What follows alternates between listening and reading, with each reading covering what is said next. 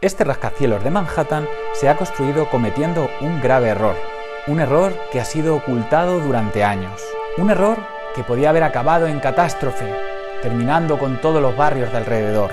Hoy en Curious Facts os contamos la increíble historia del Citicorp.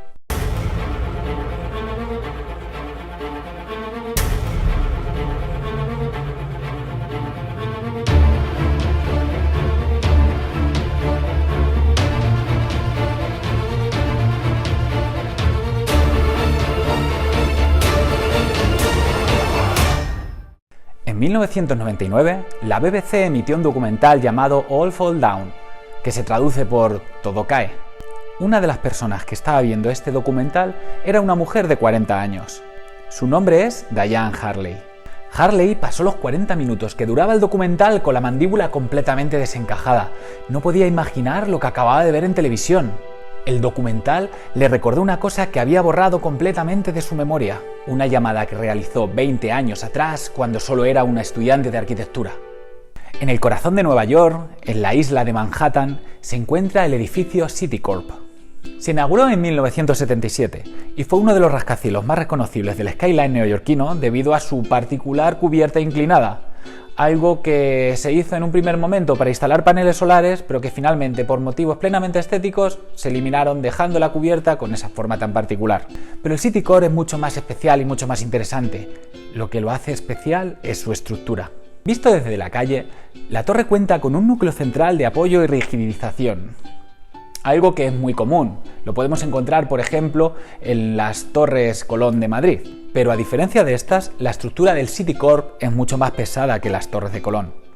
Tiene 4 soportes centrales en cada cara de los lados del edificio, lo que es completamente infrecuente.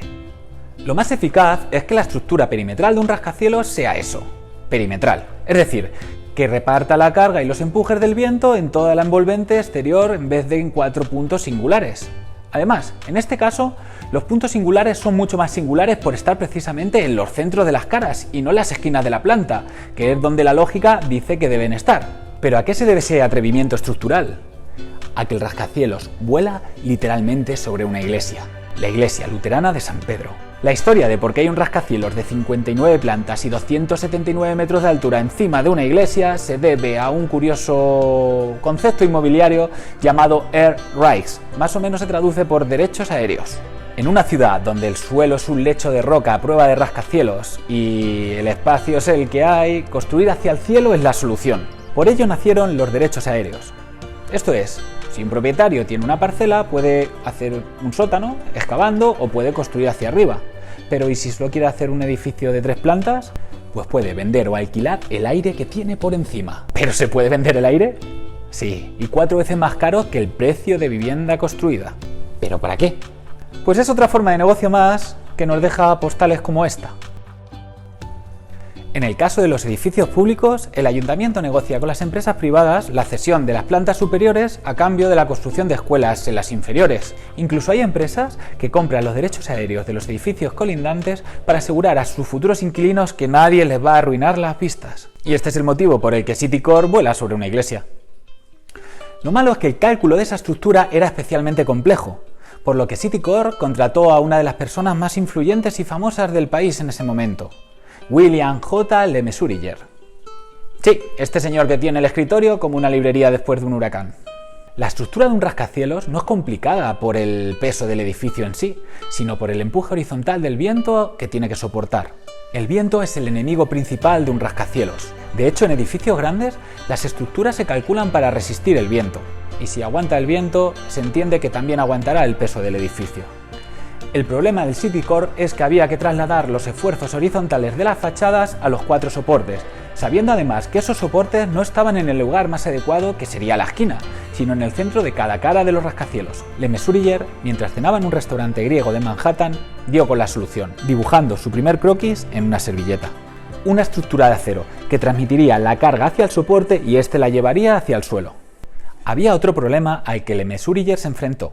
La estructura de acero era tan ligera que el edificio temblaría como un junco en cuanto soplaran vientos fuertes. La solución pasó por la instalación de un mass damper, o un amortiguador de masas, que contrarresta las fuerzas horizontales del viento cuando éste sopla. El del Citicorp no es precisamente pequeño. Le Mesurier creía que había resuelto los dos problemas principales del rascacielos y en 1977 se inauguró el edificio. ¿Os acordáis de Diane Harley, la mujer de 40 años que estaba viendo el documental? Pues cuando solo tenía 20 años y era una estudiante de ingeniería civil en la Universidad de Princeton, llamó al estudio de Le Mesurier. Como Le Mesurier no estaba en el estudio en ese momento, le atendió su compañero Joel Weinstein. Harley aseguraba que, según sus cálculos, la estructura solo estaba preparada para resistir un empuje que viniese perpendicular a las caras. Sin embargo, teniendo en cuenta que los soportes estaban en el centro de dichas caras, debería haberse calculado para vientos que viniesen desde las esquinas. Aunque Weinstein despachó a la chica, al día siguiente le contó toda la historia a Le Mesurier, quien, ante la duda sembrada por esa estudiante, decidió repasar todos los cálculos, llegando a la más amarga de las conclusiones. Harley tenía razón. Los nuevos cálculos aumentaban hasta casi en 3 veces más la fuerza del viento inicialmente calculada. Por suerte, los cálculos de seguridad que Le Mesurier había contemplado en las cargas le permitían soportarlos de sobra. Le Mesurier respiraba por tanto tranquilo, excepto por un pequeño detalle. Para reducir costes, la estructura no se realizó como él ordenó y en lugar de soldarse, se unió con tornillos. Pero bueno, si el amortiguador funcionaba, resistiría a los envites del viento. ¿Pero qué ocurriría si se cortara el suministro eléctrico como en muchas de las tormentas? Que el edificio colapsaría. ¿Y cada cuánto tiempo ocurre una tormenta que cuente con vientos de 160 km por hora capaces de tumbar un edificio? Cada 16 años. Cada año que pasaba había una probabilidad entre 16 de que el edificio se viniera abajo provocando una catástrofe. Lógicamente, Le Mesurier no quiso hacerlo público y se asumió en la más profunda de las ansiedades y tristezas, llegando incluso hasta pensar en acabar con su propia vida. 2 días después decidió contárselo a la empresa constructora del rascacielos y se pusieron manos a la obra. Iban a arreglarlo, pero sin que nadie se enterase. Batallones de soldadores trabajaron en el edificio durante el día y la noche, desde las 5 de la tarde hasta las 5 de la madrugada. Pero la suerte, o más bien la mala suerte, quiso que el Servicio Nacional de Meteorología alertara de una tormenta tropical. La empresa constructora avisó al ayuntamiento para que desplegara un dispositivo de emergencia acordonando 15 manzanas alrededor.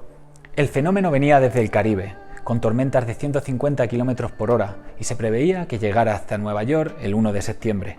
Para William Le Mesurier, la madrugada del 31 de agosto al 1 de septiembre fue la peor noche de su vida.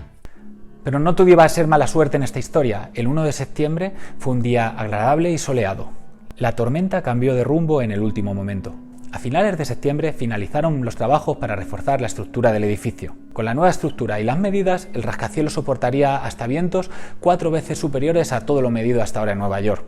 Nadie se lo contó a nadie, al menos al gran público.